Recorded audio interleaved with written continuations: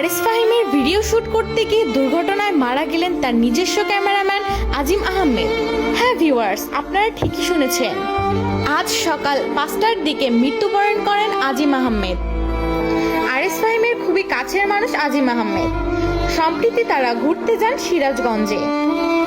সেখানে ভোর 5:30টার দিকে আরিস ফাহিমের কিছু ভিডিও ক্লিপ নেওয়ার সময় মৃত্যুবরণ করেন তিনি, যেটা খুবই অনাকাঙ্ক্ষিত এবং দুঃখজনক ছিল। তার মৃত্যুতে ভেঙে পড়েন সবাই। আরিস ফাহিম এবং মার্জিয়া সহ আরো অনেকেই দুঃখ প্রকাশ করেছেন তার বিষয়ে। আরিস ফাহিম একটি পোস্টের মাধ্যমে তার দুঃখ শেয়ার করেন সকলের মাঝে। তিনি লেখেন, আজ রোজ 8/6/2024 ভোর 5:30 দিকে আমাদের আজিম দুনিয়ার মায়া ত্যাগ করে চলে গিয়েছে। ইন্নাল ইল্লাহি ওয়া ইন্নাল ইলাইহি রাজিউন। কিভাবে বর্ণনা করব কিছুই বুঝতে পারছি না। বারবার মনে হচ্ছে সবকিছু কেমন জানি একটি দুঃস্বপ্নের মতো, কিন্তু কিভাবে নিজেকে বোঝাবো যে ভাইটি আর নেই। চোখের সামনে সব দেখেছি, ভাই যা কোনোদিনও বুঝতে পারবো না। তাই সংক্ষেপে একটি বর্ণনা করি। আমরা ঠিক ফজরের আয়োজনের সময় সিরাজগঞ্জ কাড্ডার মোড়ে পৌঁছাই। সেখান থেকে হালকা কিছু খাবার খাই সবাই মিলে। এরপর আমরা ক্রসবাদ 3-এ যাই। সেখানে আজিম তার মতো করে শুট নিতে ব্যস্ত ছিল ব্লগের জন্য। তারপর কিছু সময় কাটাই সেখানে। এরপর আমরা রওনা হই হোটেলে যাওয়ার উদ্দেশ্যে। যাওয়ার পথে সে সামনের এক গাড়িতে উঠে সানরুফ দিয়ে আমাদের ভিডিও শুট নিচ্ছিল। এর মধ্যে SS রোড দিয়ে বড়পোল পার হওয়ার সময় উপরে থাকা লোহার যে বারটি রয়েছে, হাইট বার বলা হয় যাকে, সানরুফে দাঁড়িয়ে থাকার কারণে মাথায় এবং বুকে সজোরে আঘাত হানে। উল্টো হয়ে ফিরে থাকার কারণে সেও বুঝতে পারেনি, যার কারণে আঘাতটা সরাসরি তার মাথার পিছন দিকে লাগে। মাথার পিছন দিকে আঘাত লাগার ফলে তৎক্ষণাৎ সে সেখানেই গাড়ির ভিতর রক্তাক্ত অবস্থায় লুটিয়ে পড়ে। তৎক্ষণাৎ 2 থেকে 3 মিনিটের মধ্যে আমরা সিরাজগঞ্জ সদর হাসপাতালে পৌঁছাই। সেখানে নেওয়ার আগেই আমার ভাই দুনিয়ার মায়া ত্যাগ করে চলে গেছে।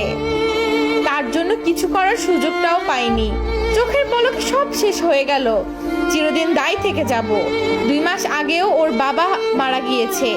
এই ছেলেটি চলে যাওয়ায় তার মাকে জানানোর মতো কষ্ট কখনোই বুঝতে পারবো না।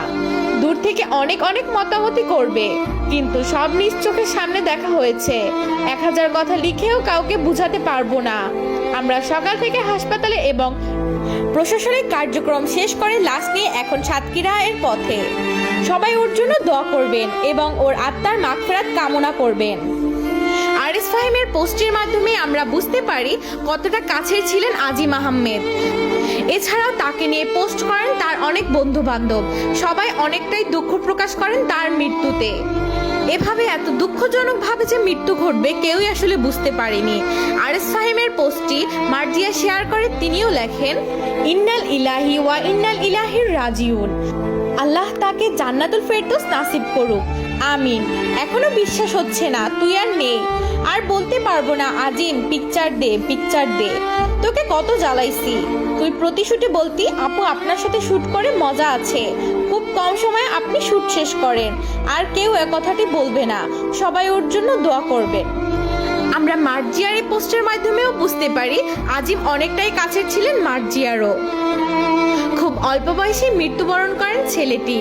তার বন্ধু বান্ধব অনেক দুঃখ প্রকাশ করেন এই বিষয়ে। অনেকে তার অনাকাঙ্ক্ষিত মৃত্যুটি মেনে নিতে পারেননি, কিন্তু কি করার, বিধাতার নিয়ম তো এমনই। কার কখন মৃত্যু হয় বলা তো যায় না। তো ভিউয়ার্স, আমার আজকের ভিডিওটা ছিল এই পর্যন্তই। এমন আরো নতুন নতুন নিউজ পেতে আমার পেজটিতে ফলো দিয়ে পাশে থাকবেন। আর ভিডিওটি যদি একটু ভালো লেগে থাকে অবশ্যই একটি লাইক এবং একটি কমেন্ট করে যাবেন। দেখা হবে নতুন কোনো ভিডিও নিয়ে। আল্লাহ হাফেজ।